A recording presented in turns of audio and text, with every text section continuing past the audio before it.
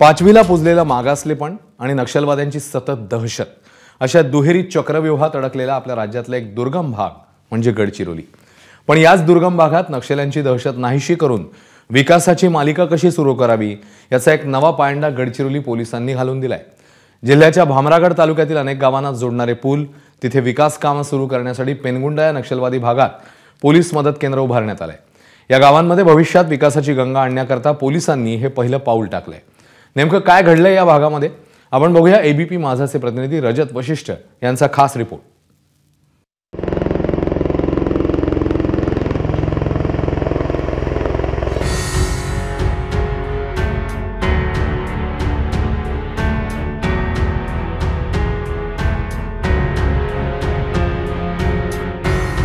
गडचिरोली आदिवासी बहुल आणि नेहमीच नक्षलवादी कारवायांमुळे चर्चेत राहिलेला जिल्हा। याच गडचिरोलीतल्या दुर्गम भागात पोलिसांनी एक मोहीम हाती घेतली आहे, ज्या ठिकाणी आजवर पोलीस किंवा सुरक्षा दलाचा कधीच वावर नव्हता अशा ठिकाणी। पण ही सगळी मोहीम नक्की कशासाठी? घनदाट जंगलामध्ये पोलिसांची ही मोहीम कुठेही हल्ला करण्यासाठी नाही किंवा नक्षलवाद्यांविरोधातला कुठला ऑपरेशनही नाही, तर पोलीस या घनदाट जंगलामध्ये पेनगुंडा पोलीस मदत केंद्राची उभारणी करण्यासाठी पोहोचले आहेत। गडचिरोली जिल्ह्यातील भामरागड तालुक्यातलं पेनगुंडा, नेलगुंडा, पारायणार, हितलवाडा, बेलमुडा, बुलवाडा यासारख्या अनेक गावात पावसाळ्यात दरवर्षी मोठा पूर येतो। काही गावांची तर एखाद्या बेटावर वस्ती करून राहावं अशी अनेक महिने चहूबाजूनं पाण्यानं वेढलेली अवस्था असते। त्या काळात रेशन, पाणी, आरोग्याच्या सुविधांचा अभाव आणि जगापासून पूर्णपणे अलिप्त। त्यामुळे नक्षलवाद्यांना अशा भागात हातपाय पसरणं, तळ ठोकणं सोपं जातं। म्हणूनच या भागाचा विकास करण्यासाठी इथे पूल उभारणी आणि इतर विकासात्मक कामांच्या दृष्टीनं पहिलं पाऊल म्हणून पोलिसांनी पेनगुंडामध्ये पोलीस मदत केंद्र उभं करायचं ठरवलंय। नक्षलवाद्यांनी या ठिकाणच्या गावकऱ्यांवर आपली दहशत कायम ठेवण्यासाठी अशा पद्धतीने नक्षल स्मारक उभारला होता। काही महिन्यांपूर्वी C-60च्या जवानांनी तो स्मारक नष्ट केला आणि आता त्याच्या अगदी शेजारी पेनगुंडा पोलीस मदत केंद्राची उभारणी केली जात आहे। हा स्थान जो आहे तो रणनीतीच्या दृष्टिकोनातूनही अत्यंत महत्त्वाचा आहे। या मदत केंद्राच्या उभारणीसाठी शेकडो पोलिसांनी जीवाचं रान केलं। पेनगुंडाच्या या घनदाट जंगलातून वाट काढत हे सगळे शूरवीर या ठिकाणी दाखल झाले। जागेची साफसफाई करण्यात आली। मशिनरी, तात्पुरती निवारा केंद्र, भलं मोठं पोकलेन हे सगळं पोहोचलं आणि अवघ्या काही तासात हे मदत केंद्र उभं राहिलं। इथे रोड सुद्धा नाही आहे, दोडराजपर्यंत शेवटचे रोड आहे।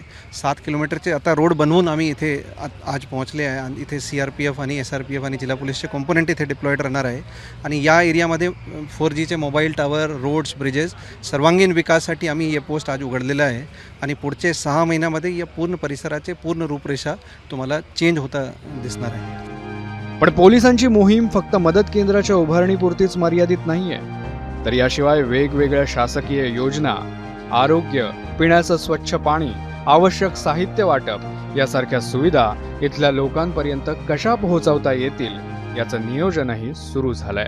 तुम्ही हक्काने जसं पोलीस दादांना खिडकीच्या माध्यमातून पोलीस भैया म्हणून तुम्ही डोडराज पोलीस स्टेशनला जात होता, आता हे डोडराजच्या हे तुमचं स्वतःचं हक्काचं पोलीस स्टेशन आहे।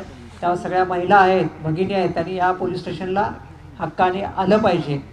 काही अडचणी आहेत, सर्व प्रकारच्या अडचणी पोलीस आपल्या सोडवतील, बाकी विभागाच्या लोकांना इकडे बोलवतील आणि जे काय आपले योजनांचे लाभ आहेत ते मिळवतील। इथे कर्तव्यावर असलेल्या पोलिसांना या टेंट कंटेनरमध्ये राहून गस्त घालायची आहे। जेव्हा नक्षलवाद्यांच्या गडात शिरून त्यांच्या नाकावर टिचून पोलीस मदत केंद्राची उभारणी केली जाते, तेव्हा त्या पोलीस मदत केंद्रामध्ये काम करणारे जे पोलीस कर्मचारी आहेत, CRPFचे जे जवान आहेत, त्यांची सुरक्षा अत्यंत महत्त्वाची ठरते आणि त्यासाठी गडचिरोली पोलिसांनी अमेरिकेने इराकसोबतच्या युद्धामध्ये ज्या मॅक वॉलचा वापर केलेला होता, त्या मॅक वॉलचा वापर गेले काही महिने करणं सुरू केलेला आहे।